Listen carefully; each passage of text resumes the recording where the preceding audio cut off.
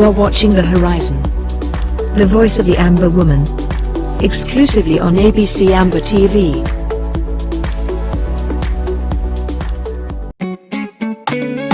Mutumbo, mama yo, na ya boy go get her. Blue Jay Brothers. Mama you kind, mama you're beautiful, mama you good, mama you're wonderful. No woman like you, mama. No woman like you, mama. Thank God for you, mama. Thank God for you, mama. 'Cause you gave me life, oh mama. Queen of my life, oh mama.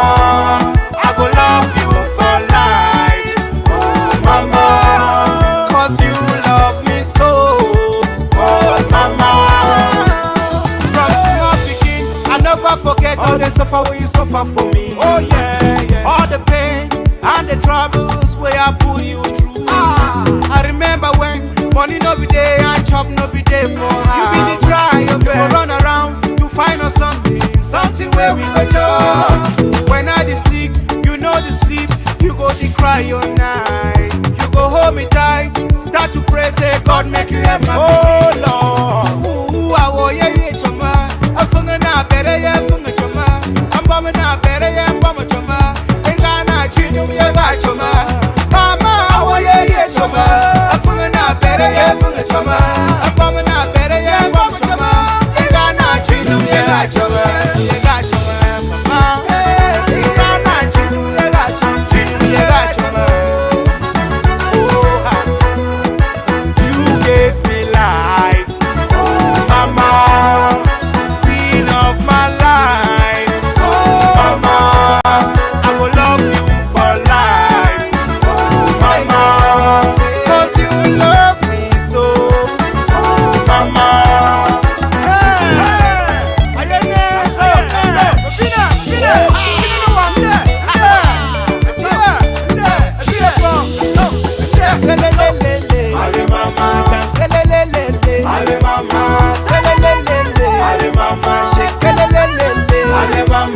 You're my motivation. You gave me the best education, mama. The song where I sing I'm for you. Now it's special dedication to you. Oh yeah. I know say every night and day you pray say make a mama. The God where you the pray I'm for heaven don't give me this inspiration, mama. The song where I sing I'm for you. Now to show my appreciation to you. Who be a warrior choma? Afunga na bere ya funga choma. Ambama na bere ya ambama choma. Enga na chinum ya ga choma. Mama warrior choma. Afunga na bere ya funga choma. Ambama na bere ya ambama choma. Enga na chinum ya ga choma. Chinum ya ga choma. Chinum ya ga choma. Chinum ya ga choma. You gave me life, oh mama. Queen of my life, queen of my life. I will love you for life. I will love you for life. 'Cause you love me so, oh mama. You gave oh mama, mama. Queen of my life, mama. I will love you for life, oh mama. 'Cause you love me so, oh mama, mama. Selelele, ale mama, selelele, ale mama, selelele, ale mama, selelele, ale mama, selelele, ale mama, selelele, ale mama, selelele, ale mama, selelele, ale mama. Oh, that's so, Mother's Day, that's so. Our vision in this interim government is to make APC a leader and a real war horse of our struggle. We want to grow it, expand it, hire and train more hands, and broadcast round the clock, around the world, and take command of the media space of this world. You can enjoy all round the clock 24/7 exclusive moments of bliss as an ABC Amber TV Club member. A cappella. Keep standing with you. latest Nigerian stroke African movies, global politics, ABC Amber News and updates, historical documentaries, and lots more. In our daily programs, we have Undaunted, ABC Amber News, bringing into the news untold stories with Onyi Okpala and Star Smart. Exclusive discussion, revolutionary panel conversation, infotainment, edutainment, intro governmental debates on topical issues with Tar Paddy King, State of the Liberation Movement, Fronting IG and People of Ambazonia's Position, the Struggles Weekly Update with Secretary Martin Mungwa, PhD, FASCE. Health is Wealth, Health Education and Awareness within the Ambazonian Community with Dr. Yaya. Liberation Prayer, an intercessory ministry for Ambazonia with Pastor Victor Mba. Our Freedom, spiritual awareness and education for the Ambazonian community with Pastor Victor Mba and Pastor Commando. Church and Politics, neutralizing the myths and preconceived religious and political philosophies that limit the Christian involvement in the realms of decent politics with Pastor Commando. The Horizon, the voice of the Ambazonian woman with Dr. Patience Abiedo and Lady Casey. Our Amber History, bringing to limelight the hidden history of Ambazonia to the world with Pastor Commando. Appointment on community building, education on patriotism within the Ambazonian communities with Ma Rachel Itatima. Ethics for an Imagined Nation, watchdog of basic principles and morals of a nation at war with Ma Dorothy Ngwa. Upcoming programs: Pigeon News, Vernacular Talk Show, County Roots, Activists Corner, Amber Focus, only on ABC Amber Television. We the people, the voice of the voiceless. For 24/7 access, subscribe as a club member on www.abcambertv.com/subscribe.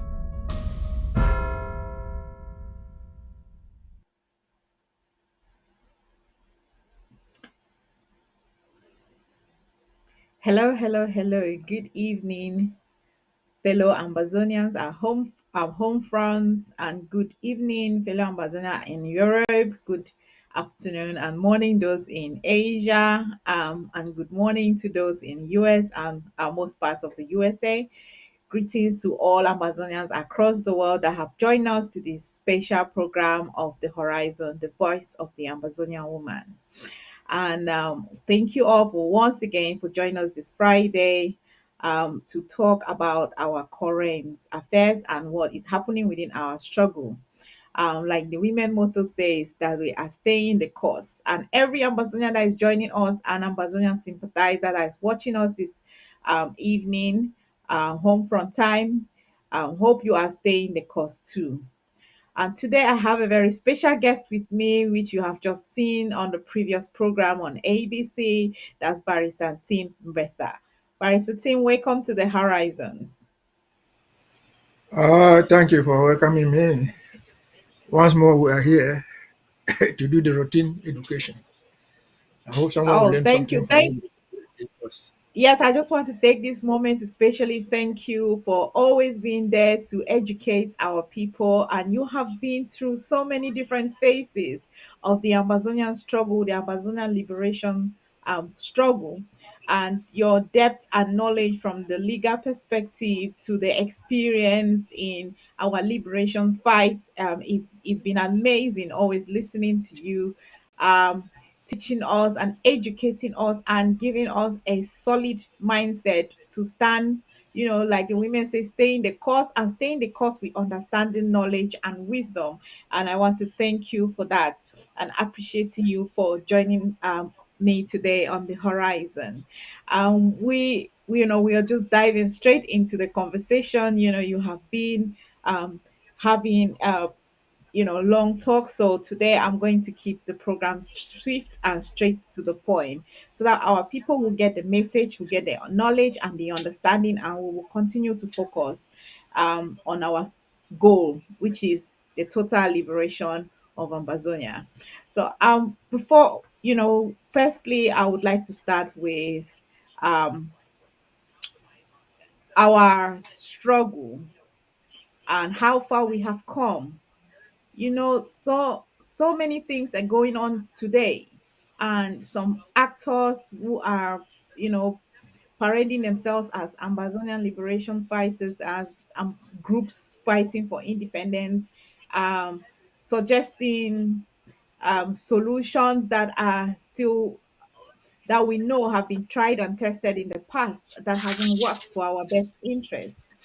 um, Before 2016, where the teachers and lawyers started their strike, there have been so many things that our forefathers have done to cancel, correct the annexation of Amazonia.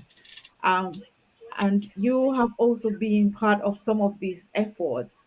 And we cannot get tired of understanding where we are coming from so that we know clearly how we approach as we go forward. With your depth of experience and knowledge, can you vividly explain to our viewers what our forefathers have been doing before 2016 to reverse annexation of Amazonia? Well, if you want us to talk about our forefathers, we'll start in 1961 when this purported independence by joining was imposed on us. Our forefathers, the people who were there, did they like it? If they did not like it, what did they do? The plebiscite of 1961, February, Funcha and all of us who were there understood that they were campaigning to join the Republic of Cameroon as a state with equal status. In their mind, they believed in a loose federation or a confederation. I've said many times before, yeah, they did not even want it because they voted against Resolution 1608. But nonetheless, the thing was forced to go on. 1608 stipulated, 16085, that the parties will meet as a matter of urgency. That's the three parties: the Republic of Cameroon government, the government of Southern Cameroon, and the government of the UK, to iron out the details of how they were going to implement their previously agreed intentions. That did not happen because that tripartite did not happen. But fast forward, there was something they called the Fumban Conference, 17th to 21st of July, 1961. Foncha went there with a delegation of all politicians of Southern Cameroon, the government, including the opposition, the Indelis, the Moketes, everybody. They went there with a delegation, with the idea of putting out at least a blueprint of what they wanted as a federation, a confederation. It did not work. It lasted for 3 days, the 17th to 21st. Just call it 2 days because 17 was the opening date. 21st, they came and closed it. Bobby Ahijo came and closed it and sent them home without any agreement.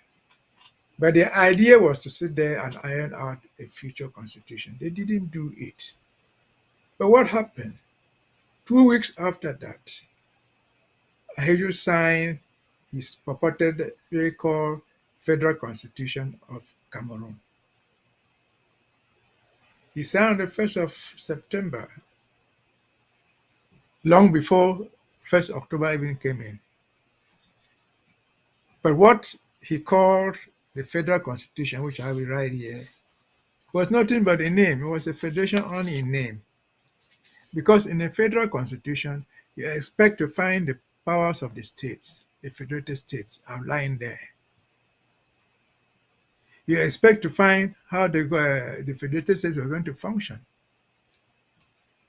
This federal constitution did not provide for such things. It simply provided in Article 38 that any subject not listed in this in section 5 and 6 of this constitution, anything that they cannot find there, they can pick it and become the functions of the states. So how could a federated state operate without a defined function? Besides that, it went further to say what they call the federal states in Article 39, 40, and 41, that the prime minister was to be appointed by the president. How can the prime minister of a state be appointed by the president? It stated how many days they could meet. How could the federal government impose on the state legislature how long they will meet? They had nothing even to do. So it was barely a federation in name. But to your question, what did our forefathers do? They saw all this. Ahijah knew what he was doing. He knew that the people would resist. And 2 months after October 1st, 1961, Ahijah went ahead to pass an ordinance, Ordinance 62, which prohibited the idea of coming together, protests. Anything that you came together to discuss was considered to be anti-government and was punishable by death. So these people, their hands were tied. There was nothing they could do, because if you try to meet, they will arrest you under Ordinance 62, 3 months after they purportedly joined that thing, forced to join that thing. So the hands were tied behind their backs, and they could do nothing. But it did not end there. The Funchals, the Indeles, the Munas, they were tied, but that did not end there. The protests continued. We'll talk about our elders. I mentioned in another program before, in Fumban, there were people called Abenmukom, who very much postulated for unification. But he was a very powerful activist. He was an educated man. He had been enrolled in the University of Ibadan before he didn't finish. So he was so active. And as early as 1970, Ahijah caught him for his activism. First, for not joining the UC, the CMU rather, and jailed him. He was taken in 1970. And he remained in jail till 1977 after he had implemented his 1972 referendum. So where was Abenmukom? He could not do anything. As an elder, he's dead. What could the Funchals and the Munas and the rest do? They found out there was nothing they could do. They attempted to hold a meeting just to discuss what was going on in 1972 in Bernard Furlong's house. Ahijah invoked the Ordinance 62 and came and dispersed them. You will not sit and hold a meeting here because that is against the law. If you try it, we will jail you. And so they left. They left. But that was not all. Between 1972, when they abolished the purported federation that was only in paper, it did not even end there. 1980 came. And what were they doing? They now abolished even the so-called United Republic of Cameroon that they had created. Dinka took up arms, at least oral arms, to criticize and say this is bad. You are seceded from the so-called United Republic even in the first place. That was an elder. What did they do? They followed him. They chased him. He ran from place to place, hid himself in the British embassy there, and escaped the country. And today he lives in London because they were trying to kill him. So did our people do something? They did so much. That was 1984. Fast forward again, came 1990s when they purported to liberalize the whole system. And they wanted to draw a new constitution. Here we come in with the AAC. The AAC people, that is all Anglophone people, those of them who were represented in the Constitutional Drafting Committee, said, look, we cannot go back to this thing. If they must draw a new constitution, it should be on a federal basis. And they convened the AAC one. They did not just convene it. They didn't go back. They didn't want to go back to 1961 federal constitution. No, they drafted. They proposed a new constitution for the future federation. Prepared it, translated into French, sent it to Yaoundé. They did not even just care. They forgot. They ignored it. But they knew that was there. They ignored it and came out with a 1996 constitution, which totally sealed our fate.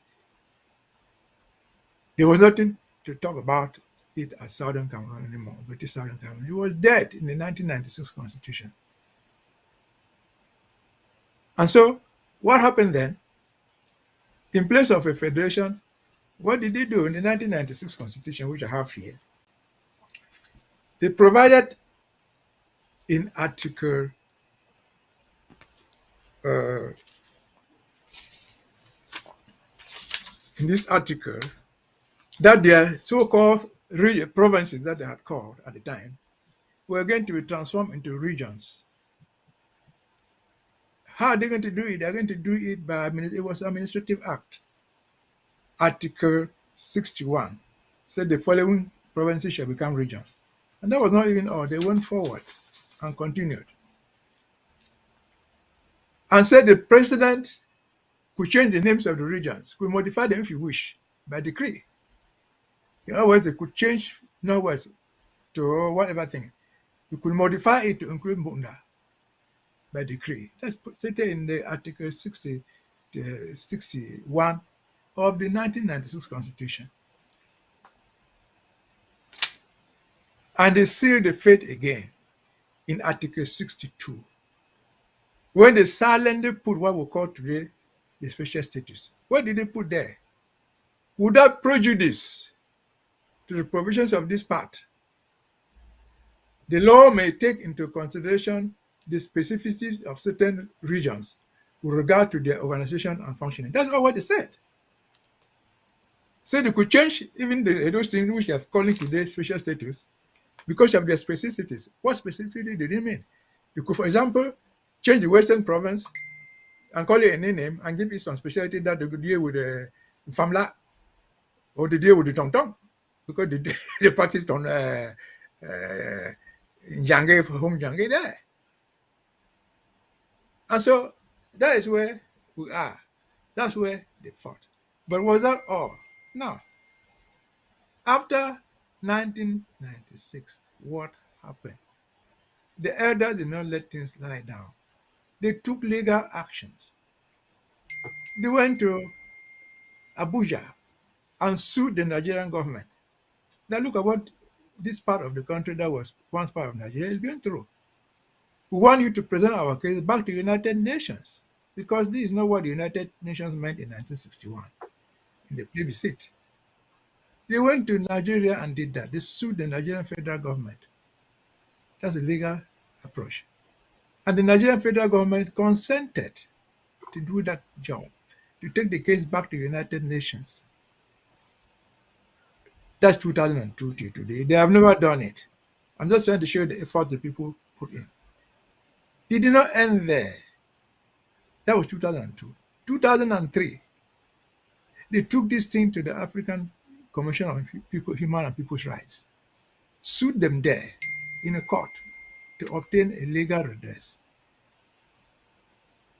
And the court came out with the ruling 2009. That's what we call today Communication 266. That's the communication we said that we have read through all these things. These people called Anglophones are a people who are entitled to the right to self-determination. They did not even end there. They said, look, we as the African Union, we want to help you, Cameroon, address this constitutional issue being raised here. We'll give you 180 days, that's 6 months. We'll facilitate the redoing of the constitution, which people are complaining about. That was 2009. We're today, 2023, almost 13 years after. Before the 13 years even came in, Yaoundé asked for an additional time to do that. They never did till today. So our people did not sleep on their laurels. They took all the steps that were necessary. And this is us in 2023. What happened in 2016? They called the teachers' strike, the lawyers' strike. Mhm. That was not all. After all that, that was the face of it. The consortium that was leading the teachers' strike and the lawyers' strike insisted, Mr. Cameroon, we have to revisit the form of state. That was the argument. They didn't even ask for federation. We have to revisit the form of state of this Cameroon that includes us. What did they do? The response was, and it's still, the form of state can never be revisited. Never. They didn't even mention the name federation. They said, let us revisit the form of this state to see how we can live together. Yeah, and they said, look, that is, it cannot be talked about. And because it cannot be talked about, you're talking about it, we'll declare war on you. They declare war on us, ban the consortium that was even asking for a revisit of the form of state. They banned it, banned the SCNC that had talked about return to the constitution, to the federation. They banned the two of them and that they ran away. They were banned. That's why they found themselves in Nigeria. So can we say that our people did not struggle? They did, which is the struggle Wow, we are continuing Barrister now. Tim, I'll just yeah, you've been talking for so long, and I really appreciate the fact that you are giving us so much depth in this chronology of events. I want our people to listen carefully with keenliness to understand why, to see that from our forefathers to the teachers and lawyers to the consortium, they tried everything in the book. They have done every civil, by law, every respectable, every approach, uh, so far to ensure that we are treated with dignity and respect as a people with their own identity. And I really love and appreciate the fact that you're patiently taking your time diving into it. And the reason why we have to remind ourselves of this journey is to, when we sit and complain, and for those bystanders who think is that on a team, to understand that the suffering of the people of Southern Cameroon has been masterminded and have continuously been undermined by La République du Cameroon, when we have trusted them as a brothers and they have treated us as slaves. And it is never going to be the same again, whether they like it, want to believe it or not.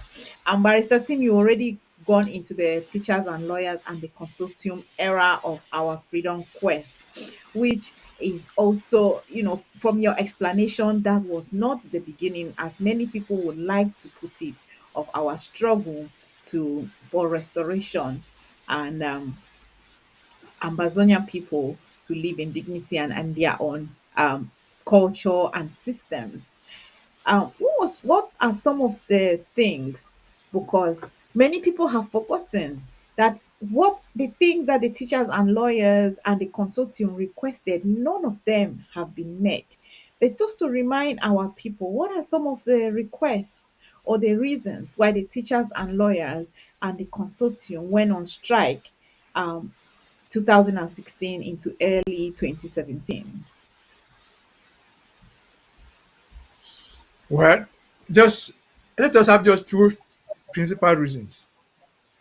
As of 2016, that as far as the lawyers are concerned, they have been pushing, but by this time they had tripled the rate, sending francophone civil lawyers, magistrates to sit in anglophone in common law courts. That was unacceptable. They don't understand common law. They could not preside in our courts. They started producing their texts in French. Among them, the so-called Ohada, which was meant to be applied in the courts, but it was all in French. That's how the lawyers say, no, this is too much. And they went out to demonstrate just for them to take away this thing. And they were beaten, dragged in the mud. The ropes were seized. What were the teachers complaining about? The teachers complaining that we had no teachers. They were sending francophone teachers to teach in English schools. People who don't understand will not understand. You remember that in Cameroon, in the West Cameroon system, we teach in English. That's not just all. We run our own examinations in a different way. We deal with the GCE, which is a single subject exam. The Francophones deal with the baccalaureate and the CAP, which are which are multiple subjects combined. Today you have Bac A, which comprises, for example, history, geography, economics. Bac C, which comprises physics, chemistry, and something. But for us, we deal with individual single subject exams. And so the way of teaching will be very, very different. Forget about even the language. There's no way somebody trained to teach in French, teach the baccalaureate system, would teach a single subject exam. Because the depth at which you go to write physics, to have an A level in physics, or chemistry, or history, or any particular subject, is different from the way you would teach it for somebody who will write 4 subjects and get 10 here, 5 here, 4 here to combine and give him a pass. So those were the 2 principal reasons why the teachers said, look, this is too much. Take away your French teachers. And they said, we would not. It was not by mistake. When they created the so-called École Normale Annexe Bambili, it was understood and we believed that the teachers to be trained in École Normale Bambili will be those teachers who will come and teach in English schools. They should all be English-speaking teachers. But that was not the case. If they were to admit, for example, 15, 20 students, teachers in physics, instead of the 15 teachers, physics teachers in English, they will admit 10 francophones and put 5 anglophones there. So upon graduation, all the English schools will only have 5 teachers available in physics. But how would they send 5 teachers, for example, in physics throughout the so-called Norway and Southwest? So they'll have to stock it with French teachers. And so that was the concern in 2016. That was the concern. The teachers realized this. Then they realized that, look, and the lawyers, unless we address the root causes of this thing, revisiting the Constitution to say, look, let the common law be common law. Let English school be English school. We'll run them our own way. Unless we revisit the Constitution, that is what they call revisit the form of state to address these issues once and forever, you were not going to solve the problem. So that was the immediate cause in 2016. Thank you.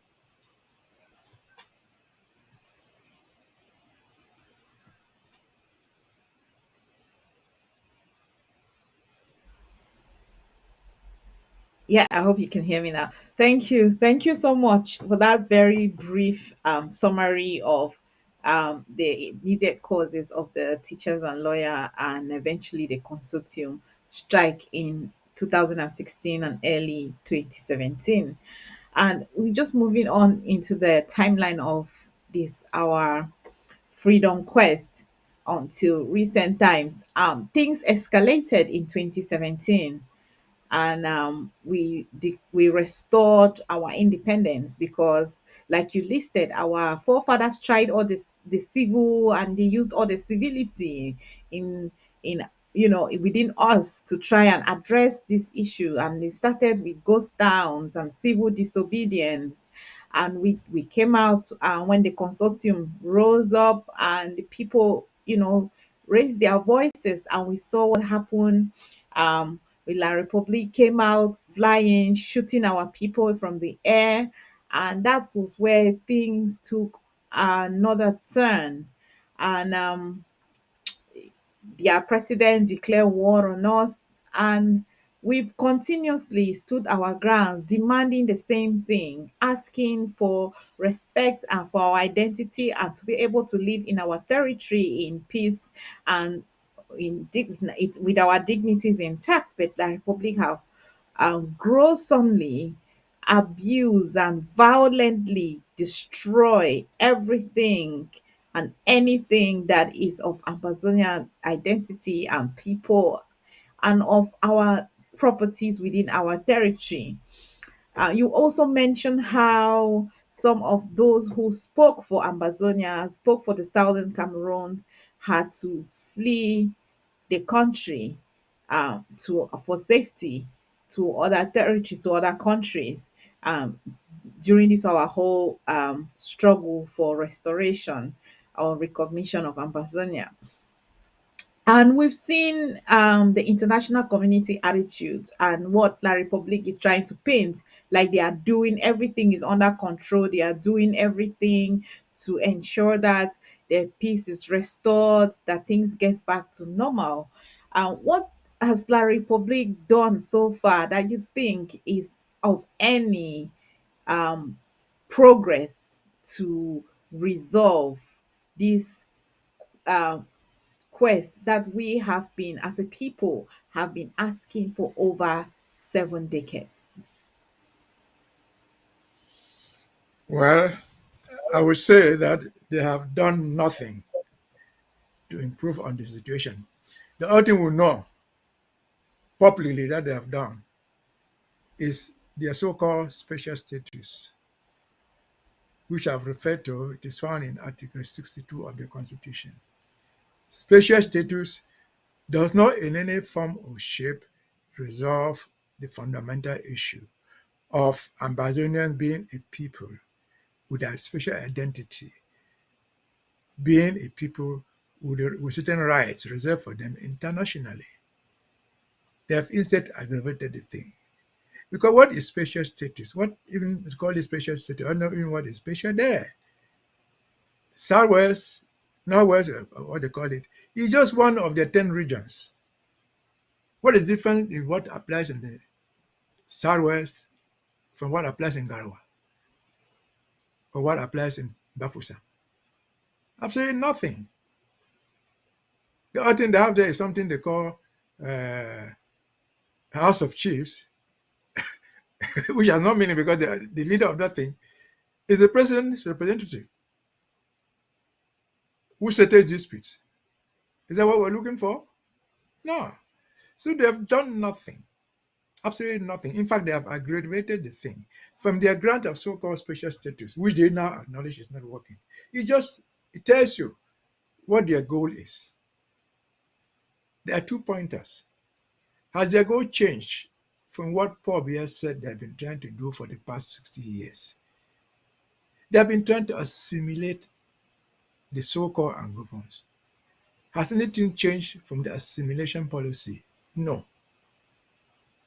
The assimilation policy has instead been reinforced even under their so-called special status. So they have done nothing.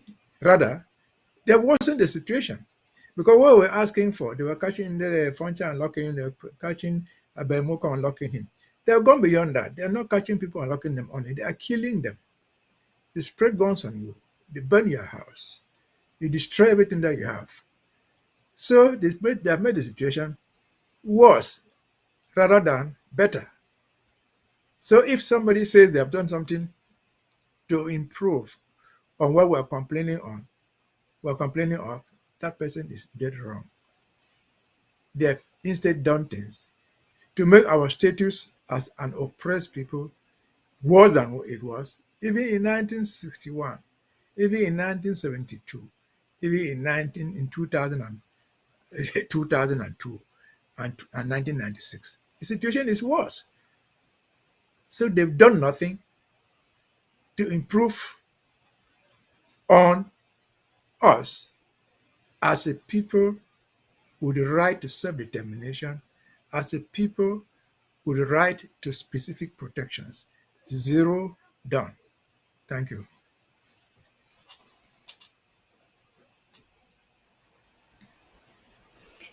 Thank you very much. I mean, we have mentioned the special status that was mentioned in their constitution and the grand national monologue that happened in 2019, and we understand that some, we heard others, international powers that be within the international community making reference to the grand national dialogue.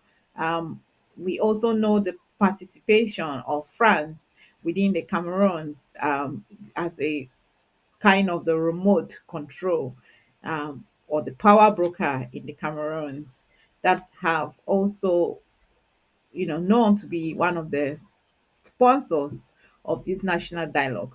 And we've seen how other international brokers have referenced the national dialogue as implementing the resolutions as a potential solution.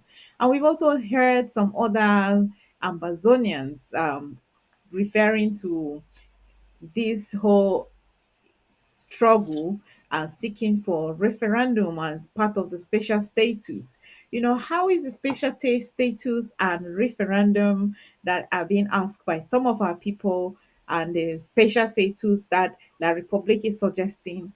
How is that in relation to our struggle? Where does that place? Is there any solution? Is there any way forward? Is there any way or in which this our freedom quest can be achieved from both sides? Let me deal with the special status again. And before I deal with it, let me go back again. In 1961, we were people different. We voted by ourselves to join them. It was a free vote. They didn't take part in the vote. We went to Fumban with a delegation to negotiate and agree on our own future. They didn't have to impose their own to us. So where does the Republic have the audacity to give us? They are offering us, take this or take nothing. They give us what they call special status. They are giving us. They are not asking you whether you accept it or not. They are giving you, take it or leave it. So where did they get the audacity? Instead of us deciding for our own future, they are offering us what they think is good for us. Under the loan, in 1961, it was a journey of two states with equal status, not minding the size, notwithstanding the size, the population, or anything. There were two states of equal status. So one of the states in the equal status thing cannot impose what the other one wants. We have to accept it. We have to tell them this is what we want and let them take it or leave it, because we opted to join them. They didn't capture us. If they don't give us what we want, let them go away with their thing. They didn't vote to join us. We voted to join them. There is nothing in the UN Charter that says that if you vote to go into a union, you can never get out of it. There's nothing like that. Unions have disintegrated so many from 1960. The Soviet Union has disintegrated. Yugoslavia has disintegrated and different countries have been formed. Gambia and Senegambia has disintegrated. So there's no rule that if you go into union, you must remain there until you die.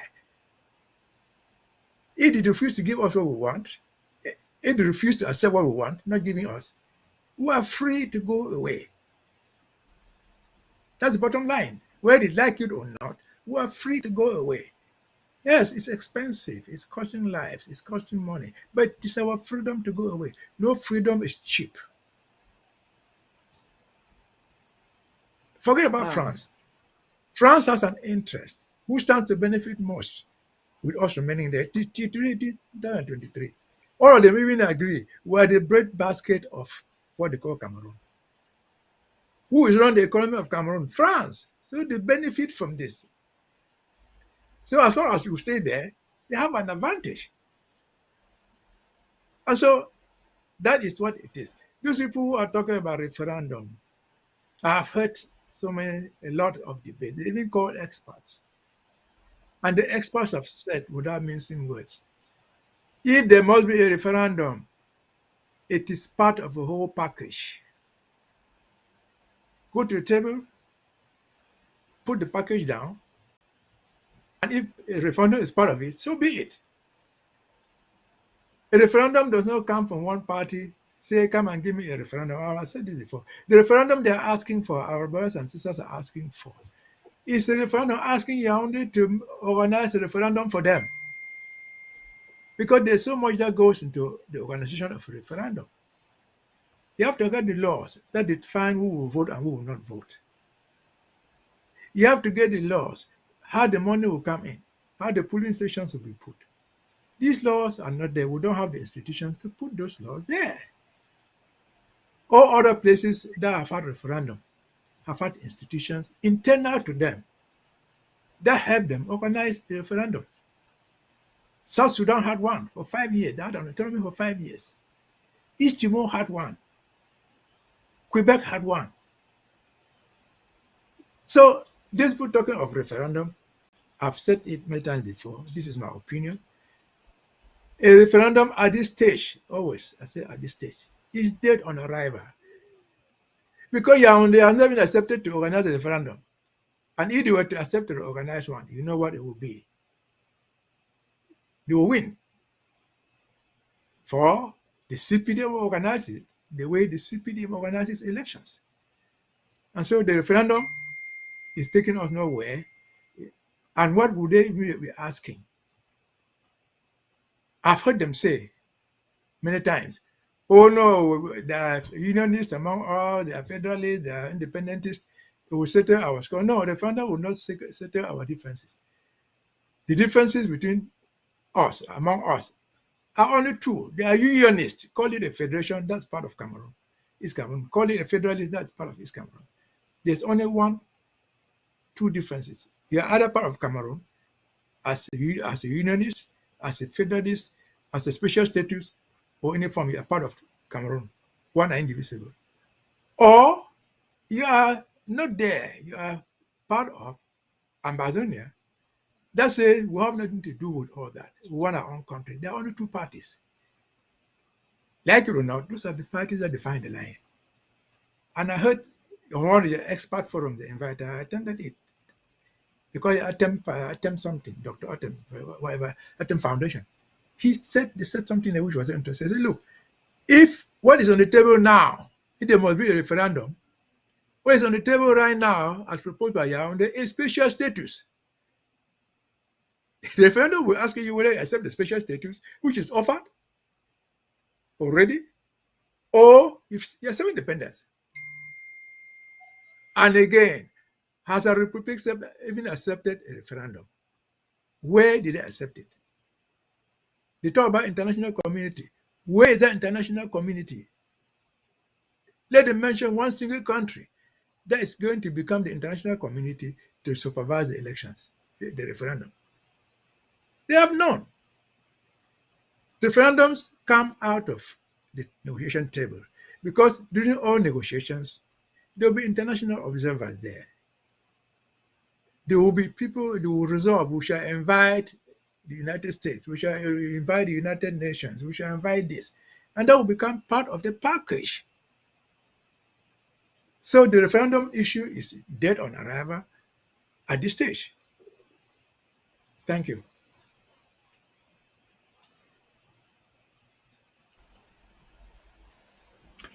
Thank you once again, Barrister Tim. I am loving the systematic approach you are taking in articulating, the events that surround our freedom quest.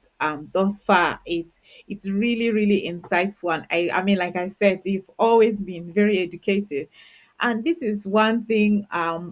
If you listen to Barrister Tim and you understand his explanations, you will know that we are at this point in no option but to ensure our ARS are in top form and keeping the fire burning on ground. So, Barrister Tim, you just recently you mentioned that it's either you are with independence of Ambazonia or you are with one Cameroon with either special status or federation. So we are now looking into, some people have mentioned federation. We know when the teachers and the lawyers and the consortium started, even the day of the governing council, La Republique did not want to hear anything. Nobody within Amazonian territory and within La Republic territory could mention federation. It was a taboo topic. They even call it a taboo. Do you think, given everything that has happened from what our forefathers did when they realized we were being annexed, we were being colonized, and now we are now oppressed? We're no longer just being annexed, we are now oppressed, and it even admitted of trying to assimilate us, basically erode us of our dignity and identity.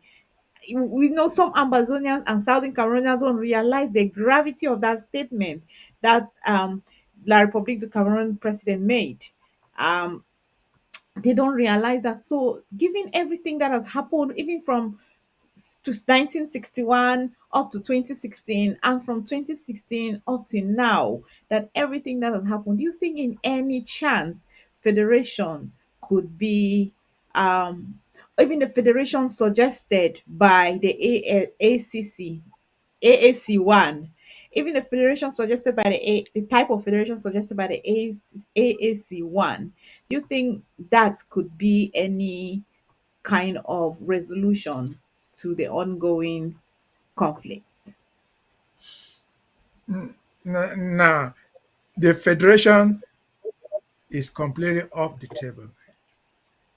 We cannot go for a federation anymore because AAC1 and all those things that I've mentioned, people are not died. Why do we have to die? So many lost our children, our property to get a federation. What will we say that the children were murdered in Garabu for? That Maapi died for? So federation even as contemplated then. The federation of 19 proposed by AAC1 was different. It was different in that they were making a proposal to the Constitutional Amendment Drafting Committee, which was going to be put to the people to vote. They refused even to put it in the Constitution. So are they going to do it? I know so many federalists, and I've had the opportunity to talk to them. Why are they preaching federation to us? A federation, if it must be, it will not depend upon Ambazonians. Because if it had been dependent upon Ambazonia, we would have had one in 1994. We would have had one in 1961. It's going to be dependent upon the Republic. So these people, federalists, as much as they have their freedom to say what they want, they are wasting their time. They are throwing water over the deck's back. I've asked them, how many times have they gone and held rallies in Garawa, in Marua, in Yaoundé, to say their idea of a federation? Because we cannot have a federation until those people of the Republic accept it. You are selling your federation to us, who have asked for it, we cannot get it. You are not selling the federation idea to the people who matter, who form 4/5 of the country, that you want to impose a federation on them. So it's not a waste of time. Why are we wasting their time on that? Because even if all of us now stood up now and say we want a federation, they are not going to give it to us. We wanted a federation in 1994, they didn't give us. 1993. We wanted a federation in 1961, they didn't give us. All of us, we voted in the majority, probably 80%. They didn't give us. So what makes somebody believe that they'll give you another federation now? They will even give you a federation. Yes, suppose they gave you. What is the guarantee that what happened in 1972 will not happen to that federation? All what you need to do is go read Foncha's letter of resignation from the CPDM. Foncha was still alive. He took us to this thing. See what he said in his letter of resignation from the CPDM. So federation is out of the issue. Because first, the federalists are pushing to the wrong people. We're not going to cause a federation to happen. Let them take their fight for a federation to where it belongs, to Yaoundé, to Garoua, to Bafoussam, to wherever, east of the Mongo. So federation for us is a non-starter because we cannot even, they are not giving us, either get or we're not accepting. Because what happened to the federation, purported federation in 1961, what happened to the one, the one now? The special status is as bad because nothing prevents Paul Biya or the next president from abolishing the special status and creating something somewhere else. It is to be done by presidential decree. It's not something constitutional. So all those things are dead on arrival. I know difficult, it's hard. The journey is hard. Many of us have died, many more are dying. But it's better to die for something that you deserve than to become a prisoner forever. Thank you.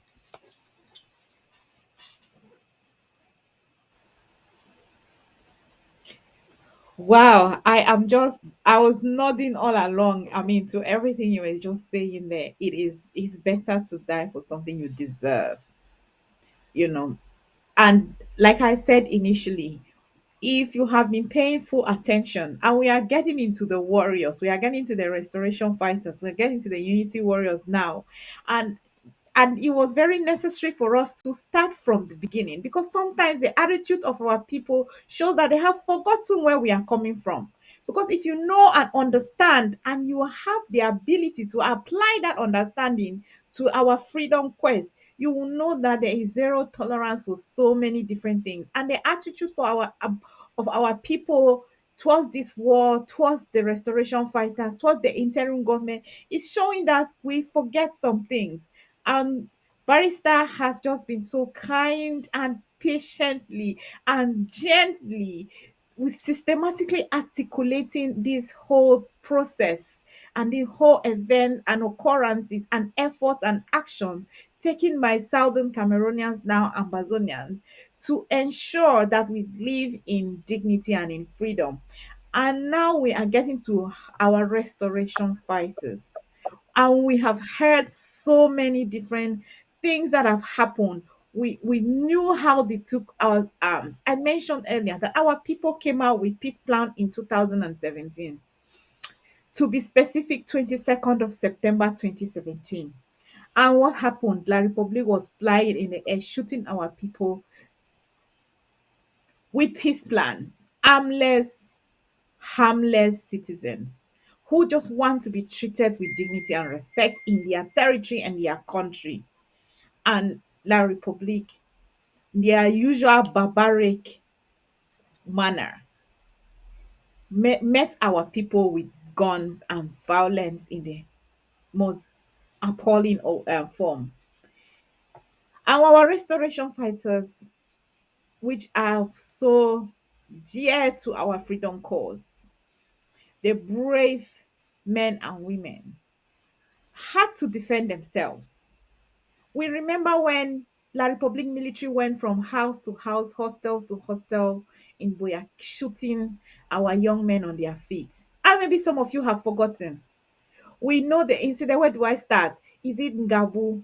Is it the Kumba massacre? Is it Pinyin? Is it the Friday? Is it Baby Martha?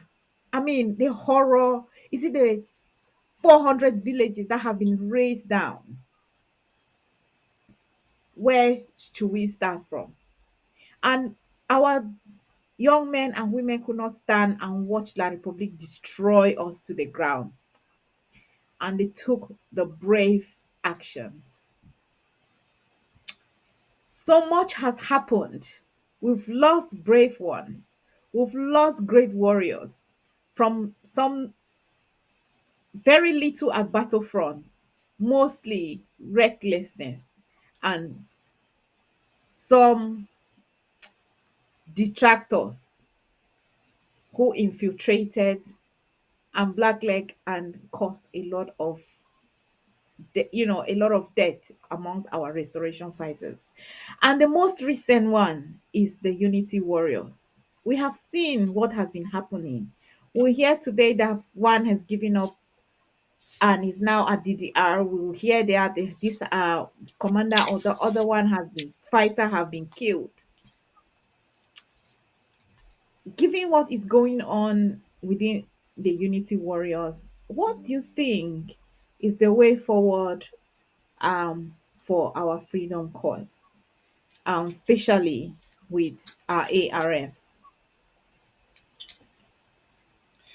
Uh, this is, you talked about the Unity Warriors. Now, we have been in this war for almost 7 years. If 100 of our fighters have died, for example, 70% of our soldiers who have died in the hands of other fighters, Yeah. not the Republic. Because the Wow. guerrilla fighters, the Republic cannot identify them. They have died because their own friends turned on them. And so let me start with the one that you know so well that you have mentioned, the Unity Warriors. Where did the Unity Warriors originate and where did they come from? It was not a new creation. The Unity Warriors, for example, no pity who died. They were fighters of the IG. You remember the battles in Sabga? That guy fought, was fighting for the IG. So how did they become Unity Warriors? They were sliced off the IG by who else but ourselves. From 2021, there was this sing-song of Ground Zero take control, Ground Zero take control. What were they talking about? Ground Zero taking control. They were calling on the fighters who belong to the IG to cease to pay allegiance to the IG. That's short and simple. Form independent groups other than the IG. That's what the message was about. They were not asking Choi about troops to take over, neither Akwangas. No. They were asking our vibrant, terrible fighters to take distance from the IG. And that is the beginning of the so-called Unity Warriors, who have all been killed. Why distance yourself from the IG? Who are those who are doing this? Who are responsible for all this? They are ourselves. Some of our people we thought were very dedicated to the cause. Some of the people we thought we could rely on. And if you give me time, I can go back a bit to the history and show how we killed ourselves. And I will mention a few names as I trace the history. We talked about 2016, the banning of the consortium and the banning of the SCNC. When they banned the things, they found themselves in Nigeria with important people like Professor Anyangwe, with important people like Mfongalam Fowo, the chairman of the SCNC, and others. It is in Nigeria that other groups joined them. They joined the consortium, they joined the SCNC that were banned, and they jointly formed what they call SCACOF. In other words, when they formed SCACOF, SCNC was supposed to disappear because they had become part of SCACOF. The consortium was supposed to disappear because they had become part of SCACOF. It was this SCACOF that saw the transition from consortium to SCACOF, and leadership changed eventually to CCCCU. CCCCU was never in Cameroon when the fight started. And so from SCACOF, they went off to governing council. And finally, 2017, the IG. And this is what is important. Who are those who conceived the IG? I'm sure I was not there. But people like Professor Nyangwe were the architects, the brain behind the IG. And I give them credit for all that. They are the people who created the IG. They are the people who put Sisiku there as the leader of the IG. Patterson, who was been leader of the consortium, had given up his position in the consortium as the leader of SCACO in the governing council to the IG, to Sisiku. And in 2017, during the fourth conclave, they wrote down in one of the resolutions, going forward from 2017, 30th October, all matters pertaining to the liberation of Southern Cameroon or Ambazonia shall be handled by the IG. By this present IG were formed. And then what went wrong? This is where the problem has arisen. If the IG it was formed by SCNC, consortium, and other groups, they became part of that IG. It is based on that reasoning that they created the Restoration Council. The Restoration Council was headed by Elvis Kometa, not because he was a great fighter. No, he took the place for the SCNC, a very powerful institution in the IG.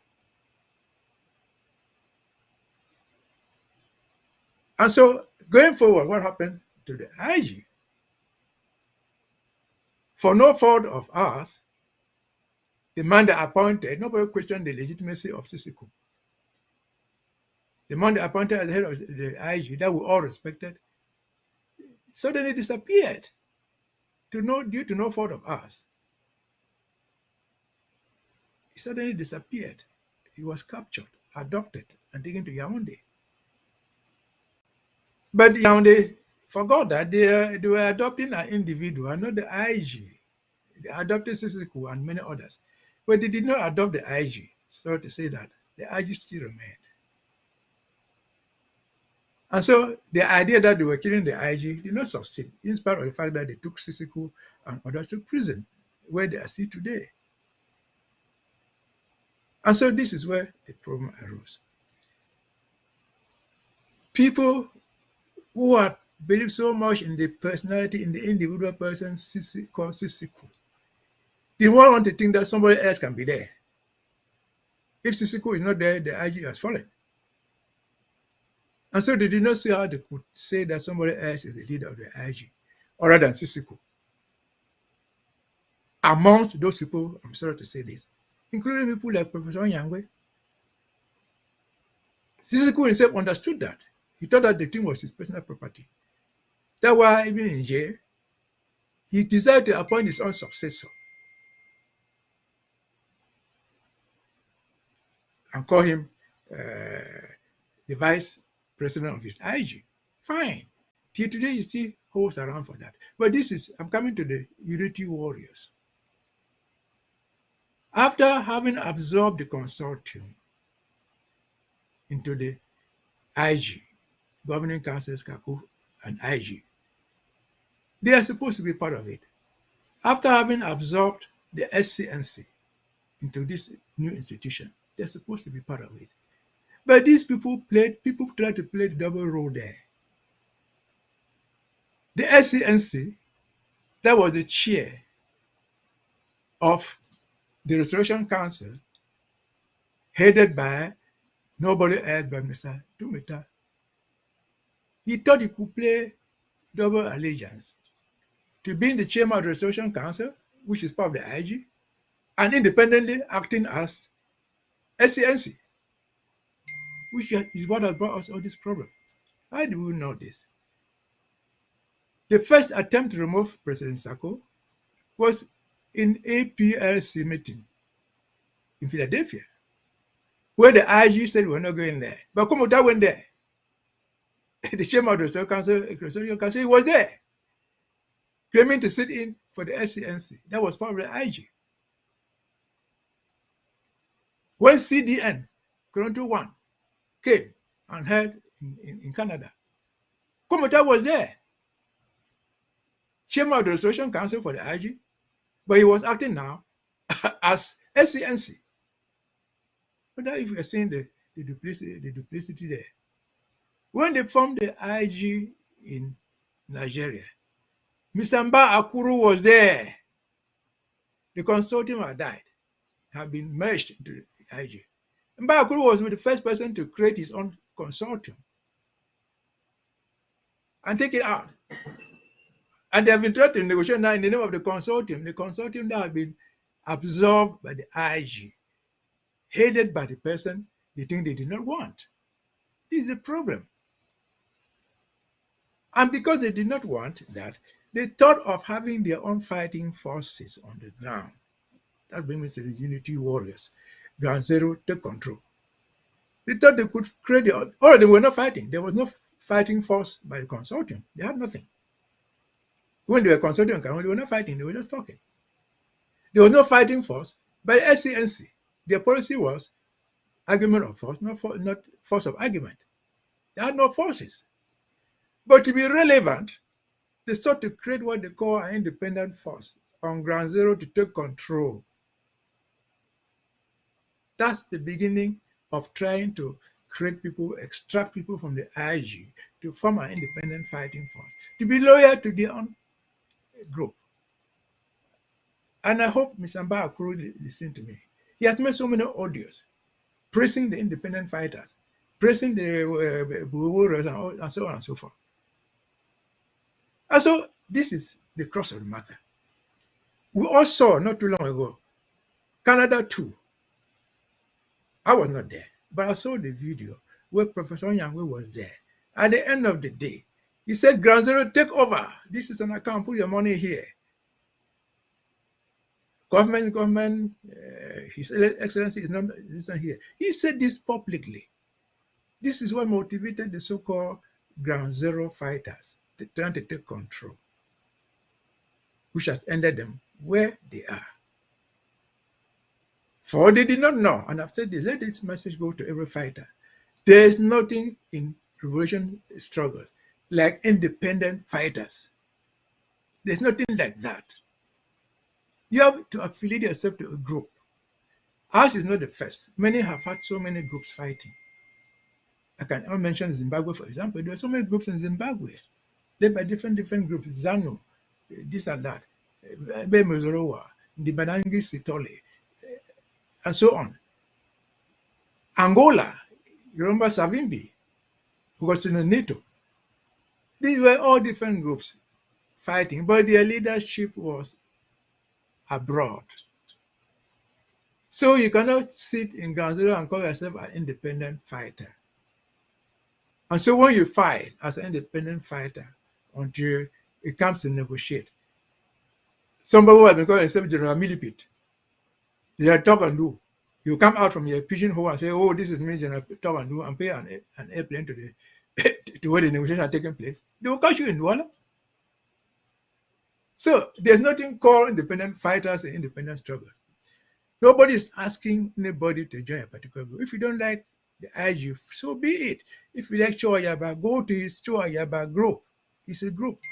If you like Akwanga, go to his group. Don't call yourself an independent fighter because you cannot sustain as an independent fighter. That's what has given rise to kidnapping, extortion of money from people. Because what we do outside here as groups, at least the IG that I know, we raise money. We give the little support that we can, even if it is to take care of you when you are sick. We raise the little that we can, if it is just to give you bread to eat. If it is not coming, what will you do? How do you expect to sustain yourself on the ground? You'll be forced to steal. You're forced to kidnap. So there's nothing called independent fighters. And this is a question that has worried me so much. Yes, all these people, Professor Nyangwe, for example, he has not hidden his idea. He doesn't like Sako. That's so be it. But he still supports Sisiku. Sisiku had a vice president, Irima. What prevented them to say, okay, from saying, well, we like the IG of Yoruma. You are Kwanga, you Koro.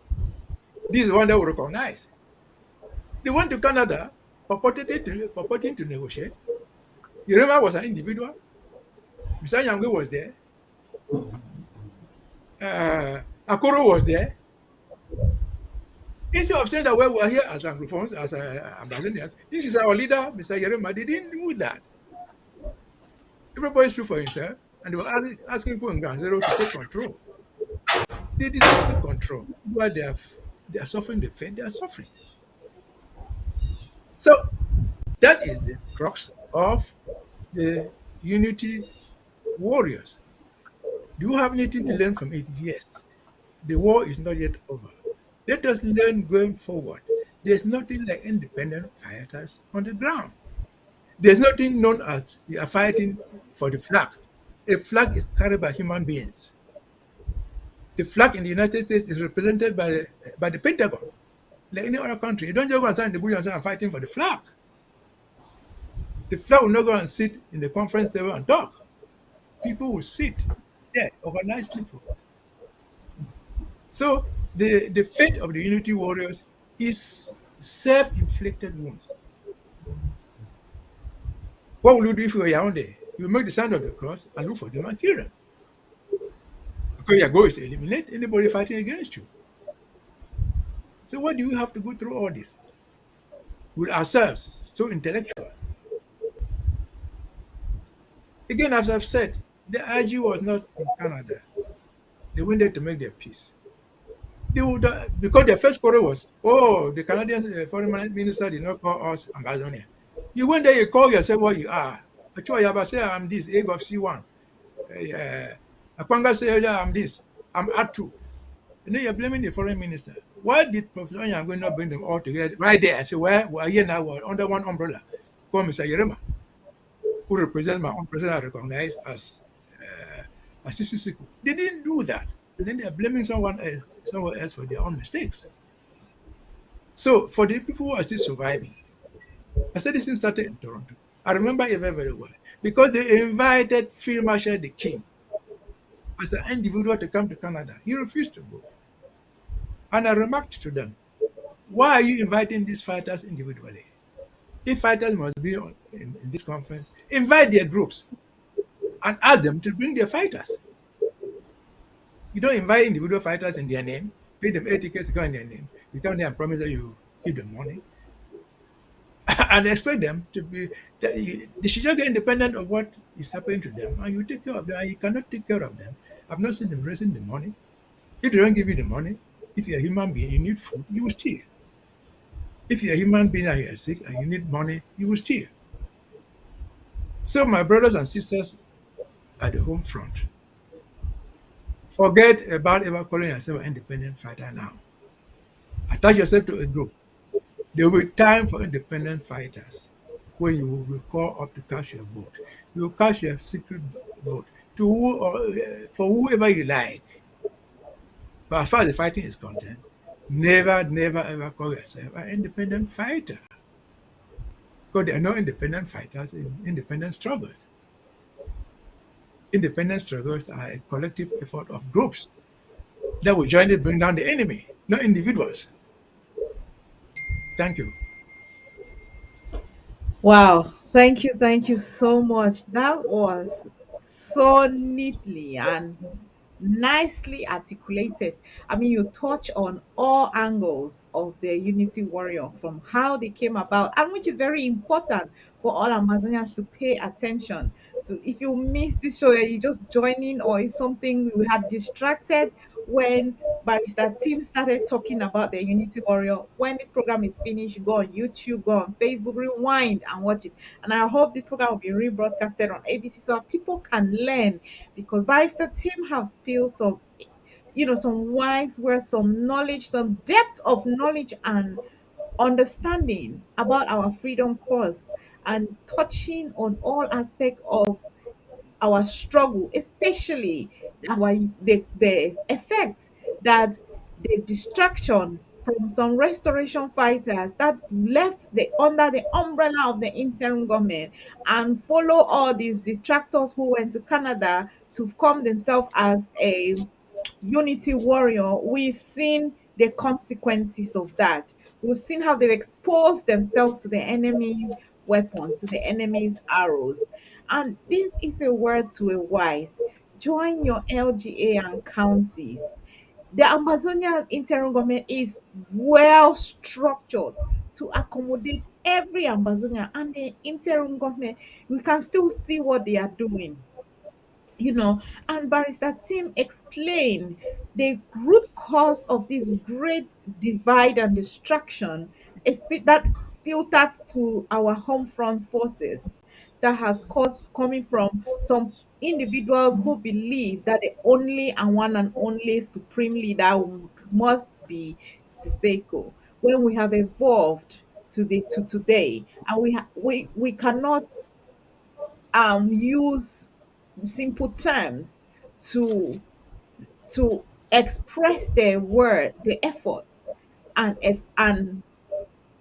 efforts and the fight President Samuel Sako Ikome has put forth. And for some people, they have make it their mission to discredit the efforts of President Samuel Sako. They have made it their own fight to undermine and disregard the effort, but Amazonia must be free, whether they like it or not. And the team, and we can see the continuous push that President Sako is doing as we continue in our freedom quest, which has been at its peak for 7 years now. And Barrister Tim, I Hello, just want to hello, yes, Lady Patty. Casey. Yeah. Okay, thank you very much. I'm just seeing your message now. Well, I know that you like being on time. Your mama punctuality, the British lady, uh, and you wanted to close your show. I'm just seeing your message now that there's no need for a call. Yeah, I think you're right. Barrister Tim did a huge explanation there, but I wanted to cue in what he said there to really just amplify it and reiterate it for those who are saying the love I have in his rhetoric is the fact that he doesn't just look at the problem, the surface, but as the team would go into the root of the division that we found. And like nobody has said on TV recently, do you have Sisiko lovers, the scoopers? Take note, we have coopers now. There were days we used to have scoopers that were even stronger. They were a stronger movement than the coopers of Chris Arnold. So you have the scoopers. They were very intelligent people, but they were irrational with their discussions and their advocacy because they did not see themselves with an interim government or with a leadership that would be without Sisiko. And so, at one time, they will contradict themselves. The same Cho Ayaba that the scoopers denied President Sako from working with, because when President Sako took over office, he established a framework that was inclusive. He personally called every leader that called themselves frontline leaders.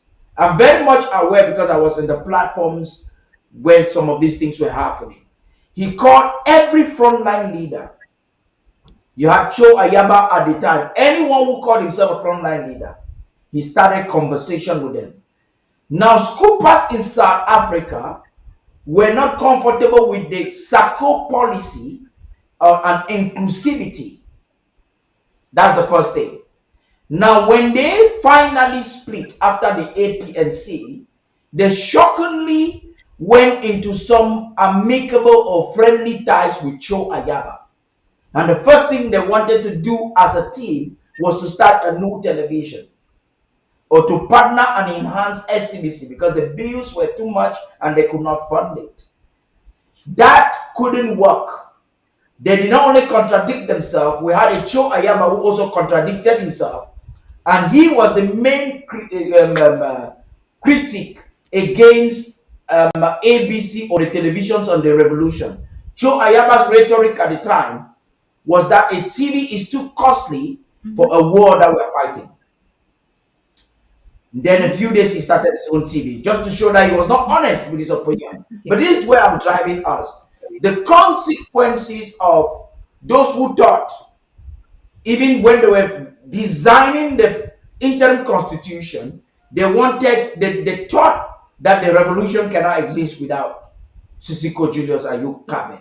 And so finding Sisiko Julius Ayuk Tabe in jail, they would want to impose him. And there's even a hidden agenda as to why they wanted Sisiko in place and what they were hiding. So now this is the root cause of the Unity Warriors emerging along the way. The Unity Warriors is a consequences of a bad agenda or a bad conception from onset.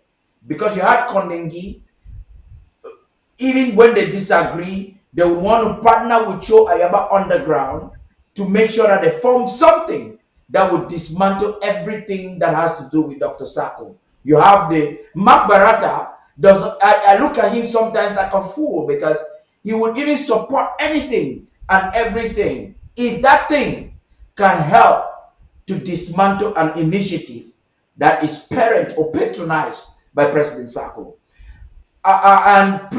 Principle says that anything that is born out of viciousness can never ever dominate something that is conceived from a vision and a visionary leadership.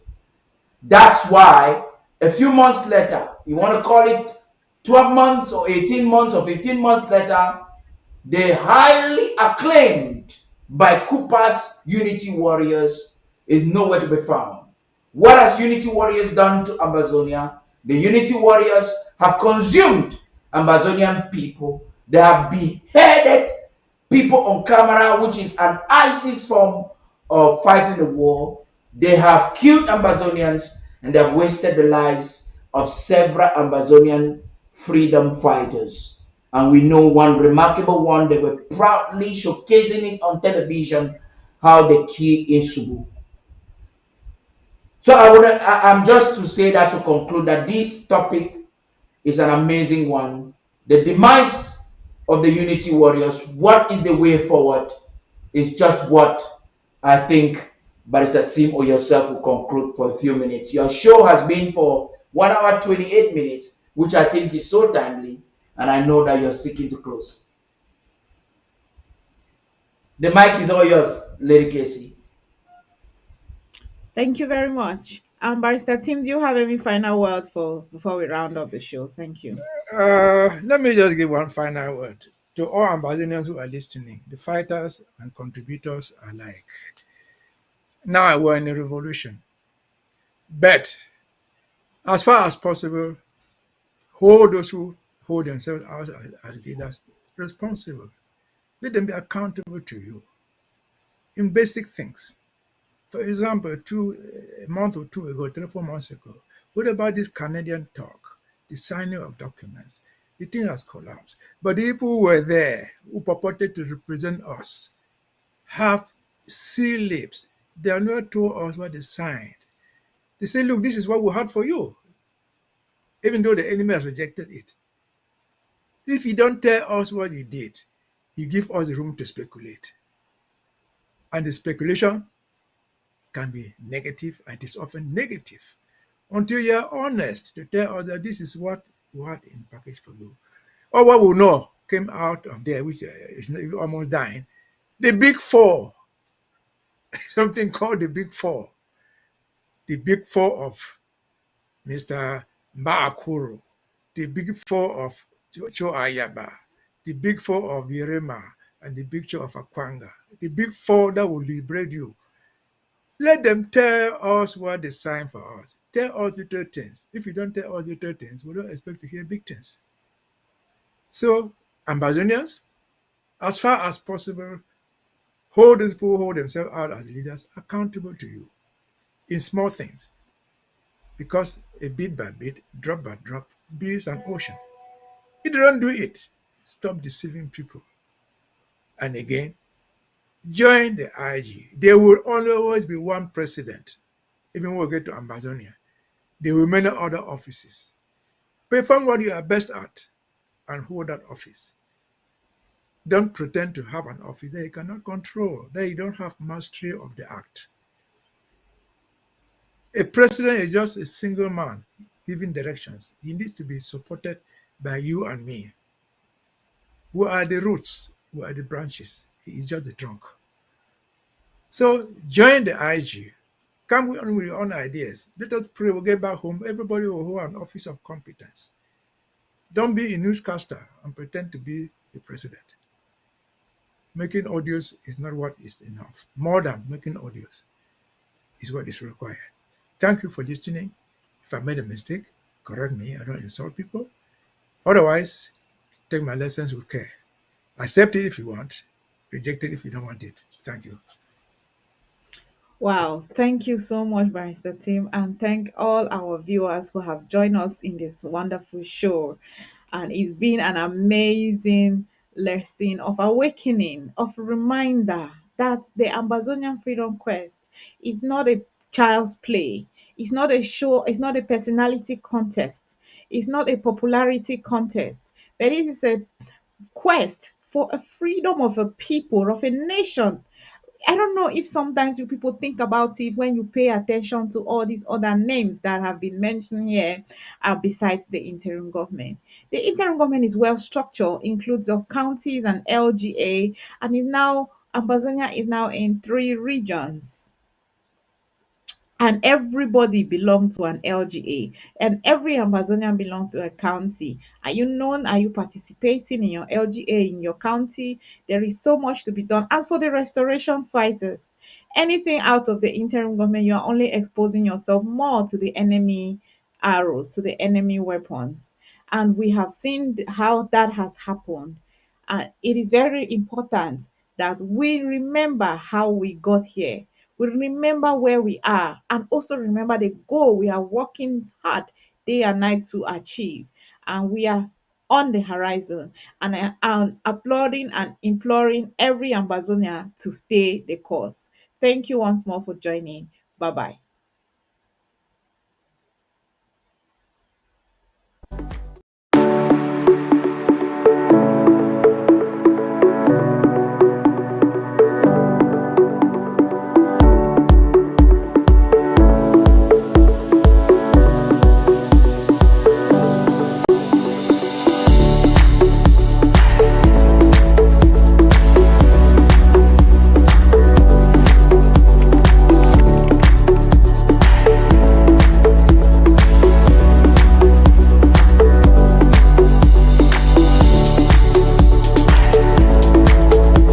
You are watching The Horizon, the voice of the Amber Woman, exclusively on ABC Amber TV.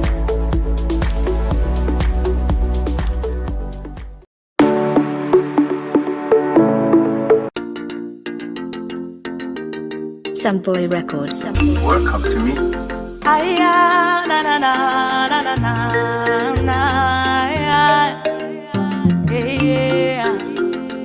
Magical Hakeem on the beats. Nakamediva na na na. Oh, Bongo mbozeo, Boshe mbozeo, Bange mbozeo, Tukubiri etando.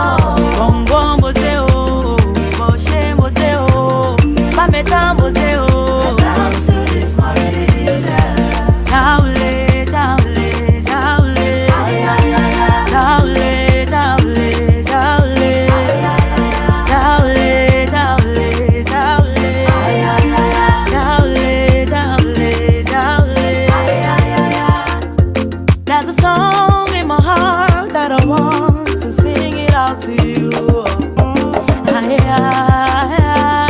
Fighting the pain and the hate you're inflicting on your brother. Lesson no to tribalism, nepotism. Lesson no to bad energy, and embrace some love. To the cloud, to the one, let us live in harmony.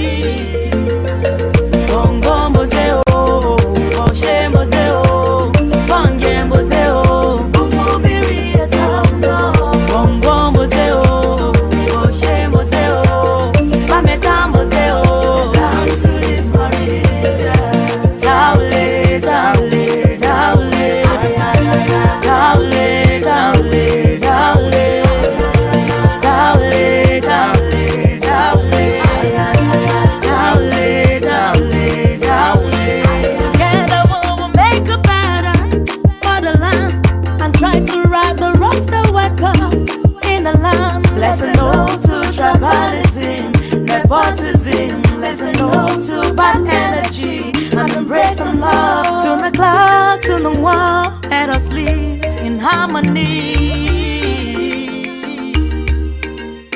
Love, love, love, love is all we need. Magical Hakeem on the beats.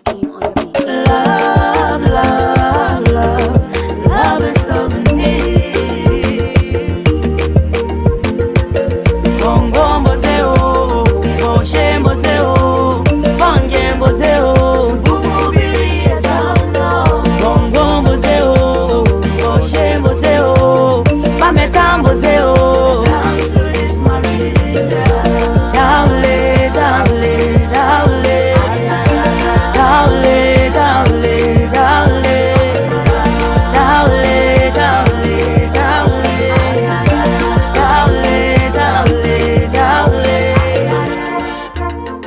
Some Boy Records. Welcome to me.